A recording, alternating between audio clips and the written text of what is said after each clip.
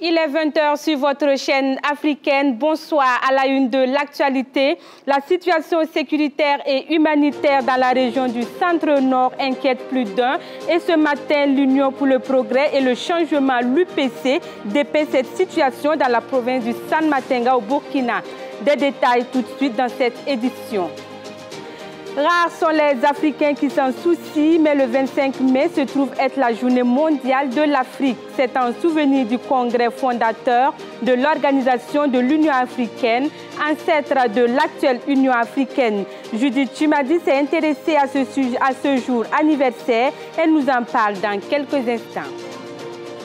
À la une également, le candidat du parti au pouvoir burundais Evariste Ndayishimiye sort vainqueur de la présidentielle par la commission électorale burundaise.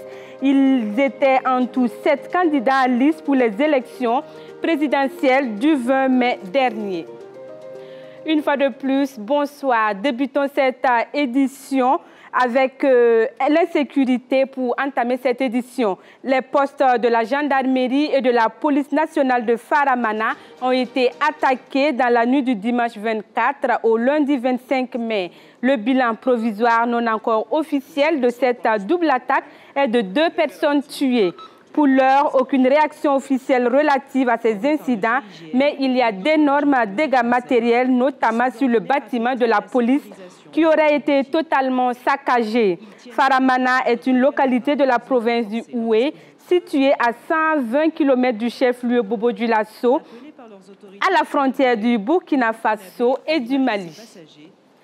Concernant justement la situation sécuritaire au Burkina, l'UPC reprend son bâton de pèlerin dans la lutte contre le terrorisme. Après être monté au créneau face à la dégradation sécuritaire dans le Sahel puis dans l'Est, le parti de Zéphirin Diabré pointe son attention vers la région du Centre-Nord, une région dont les ressortissants comptent à eux seuls plus de 80% des déplacés internes au Burkina Faso. Une situation engendrée par les attaques terroristes et jusque-là, le Burkina peine à ramener le calme dans la zone. Gildas Da, Constantin Sieda. Centre-Nord, région durement frappée par les attaques terroristes à répétition. De Zimtenga à Barsalgo en passant par Pensa, de nombreux villages ploient sous le joug des terroristes, avec comme corollaire des morts et des récits glaçants. Les terroristes sont rentrés chez nos voisins. Ils y ont tué 3 personnes. Nous nous sommes enfuis pour Tableau. De là-bas, on a continué jusqu'à Kaya. Je suis venu avec mes 3 enfants à Kaya et nous n'avons plus rien à nous mettre sous la dent. Comme d'autres grands centres de la région, Kaya n'a de cesse d'accueillir les déplacés internes.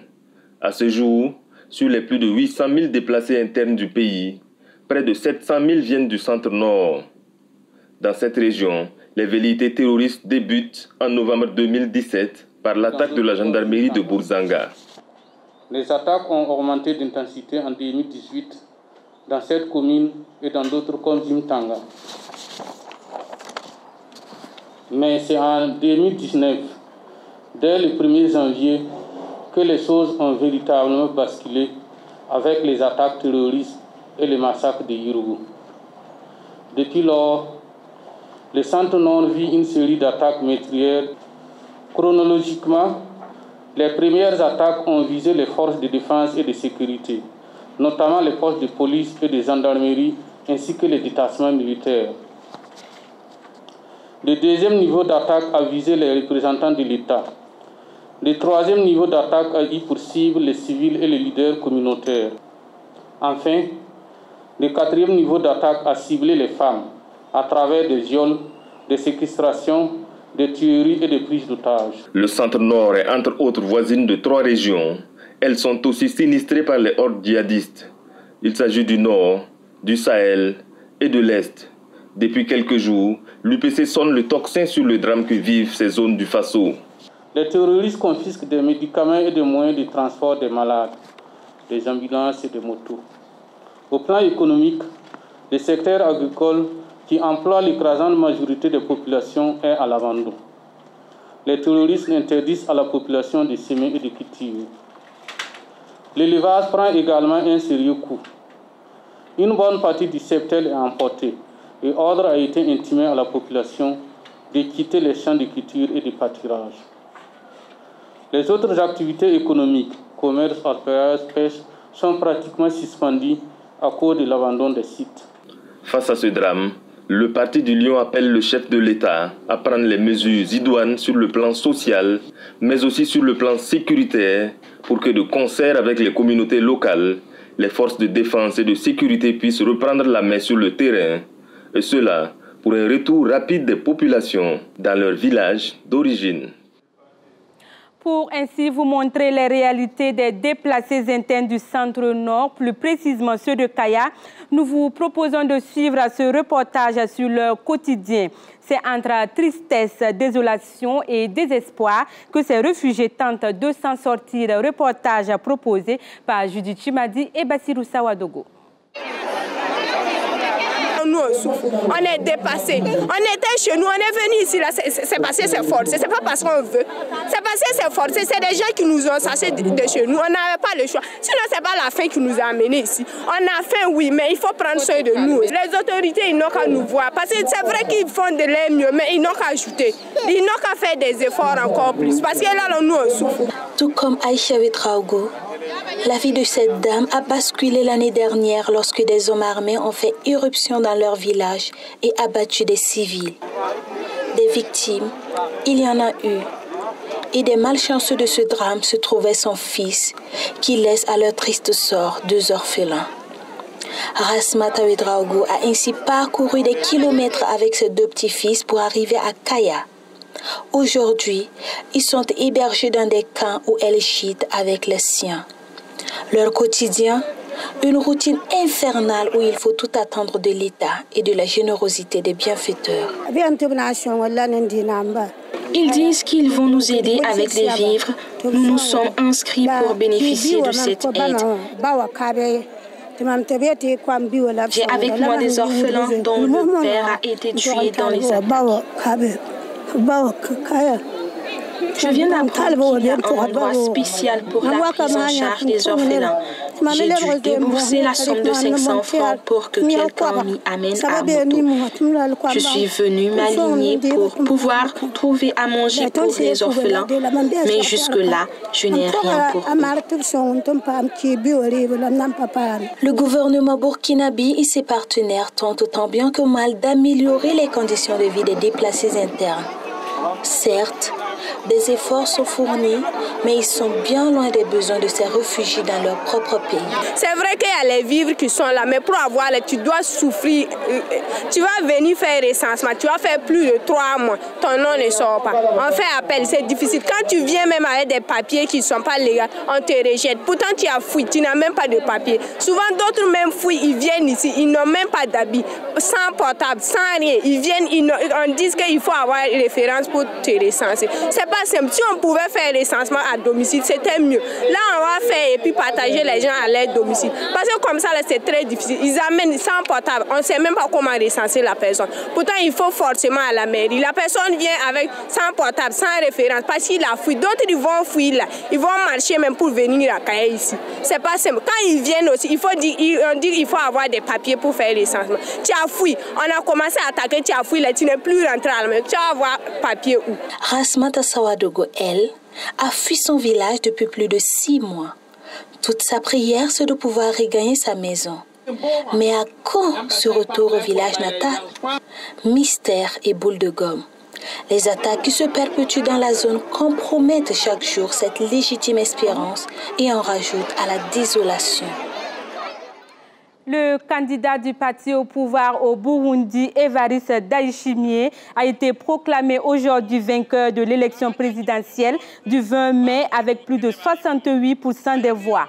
La Commission électorale nationale indépendante doit également annoncer aujourd'hui les résultats des législatives après avoir publié ceux des communales. Les chiffres définitifs seront rendus publics le 4 mai prochain. Le général Ndayishimiye, âgé de 52 ans, succède ainsi au président Pierre Nkurunziza au pouvoir depuis 2005. Il avait décidé de ne pas se représenter pour un 4e mandat.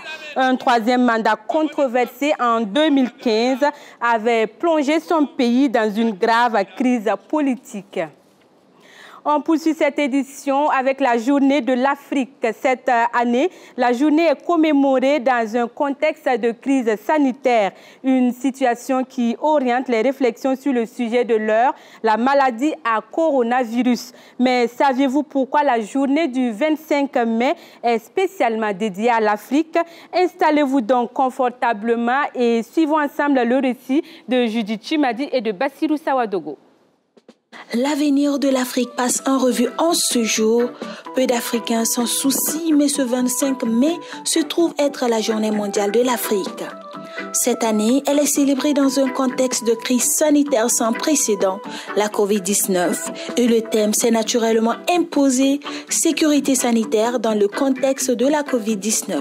Vous vous souvenez, la détection du premier cas de Covid-19 sur le continent le 14 février dernier en Égypte a provoqué des réactions très diverses. Dès lors, les pays africains ont su prendre les mesures nécessaires pour faire face à la pandémie. Quant à l'Union africaine, elle a également développé des initiatives au niveau continental, aussi bien pour la coordination de la lutte et des stratégies de réduction de l'impact socio-économique de la maladie que pour l'implication des jeunes dans la réponse et la mobilisation des ressources avec notamment la mise en place du Fonds continental de solidarité, Fonds de réponse contre la Covid-19. Mais une chose reste certaine, la pandémie du Covid-19 n'est qu'une partie visible de l'iceberg. Il existe encore d'autres défis plus complexes. Défis sécuritaires, économiques, politiques. L'Union africaine a du pain sous la planche et il est alors temps de prendre le pouls de la situation et d'agir, ce à quoi va s'atteler l'organisation en cette journée. C'est un secret de polichinelle en faisant taire les armes, en étayant tous les foyers de tension, en mettant en place des stratégies idoines, l'Afrique créera alors les conditions optimales de sa prospérité et de son développement. Et pourquoi pas être comptée parmi les grandes puissances. En tout cas, c'est encore possible.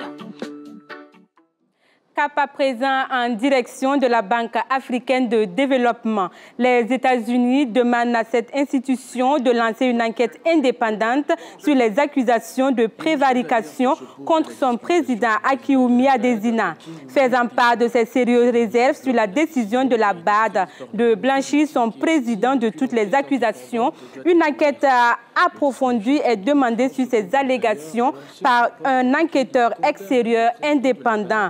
Sur recommandation de son comité d'éthique, la BAD avait totalement disculpé son président de multiples accusations telles que des comportements contraires à l'éthique, enrichissement personnel et favoritisme formulés début avril par des lanceurs d'alerte anonymes se présentant comme un groupe d'employés inquiets.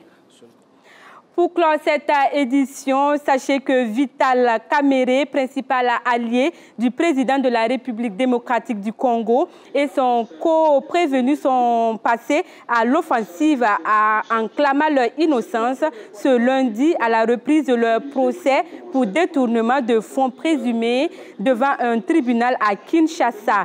Le directeur de cabinet du président Félix Tshisekedi a demandé sa remise en liberté provisoire. Il est en détention depuis le 8 avril dernier. Face au tribunal, il déclare vouloir laver son honneur et celui de ses enfants qu'il accuse de détournement de quelques 50 millions de dollars de fonds publics alloués à la construction de 4 500 logements sociaux. Voilà, c'est ce qui met fin donc à notre édition du soir. Merci de votre attention. Excellente soirée à tous. D'ici là, prenez soin de vous et à demain.